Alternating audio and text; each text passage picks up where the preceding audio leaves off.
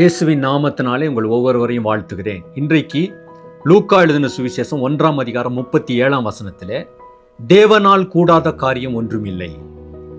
என்னுடைய பின்னணி, மரியாள் ஒரு கன்னிகையாய் இருந்து ஒரு குழந்தையை பெறப்போகிறாள். வயது முதிர்ந்த சகரியா எலிசபெத் தம்பதியினர் ஒரு குழந்தையை பெறப்போகிறார்கள். பழைய ஏற்பாட்டின் காலத்துல இயற்கையின் நீதிக்கு அப்பாற்பட்ட விதத்துல சாராள், ஆபிரகாம் இவர்களுக்கு தேவன் ஒரு குழந்தையை கொடுத்தார். இன்னும் பலவிதமான அசாதாரணமான காரியங்களை இயற்கைக்கு மீறி அவர் செய்கிறதை நாம் பார்க்கிறோம். கடலை இரண்டாக கிழிக்கிறார். பயங்கரமாக பொங்கி வருகிற ஆற்றை அவர் நிறுத்துகிறார். நீர்வீழ்ச்சியை அவர் நிறுத்துகிறார். ஜீவன் இல்லாதவர்களுக்கு உடனடியாக ஜீவன் தருகிறார்.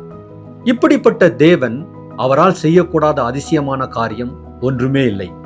நம்முடைய வாழ்க்கையிலும் கூட அநேக சூழ்நிலைகளிலே நாம் இனி என்ன செய்ய போகிறோம் என்கிற ஒரு நம்பிக்கையற்ற சூழ்நிலையிலே இந்த வசனம் இன்றைக்கு நம்மை நோக்கி கடந்து வருகிறது.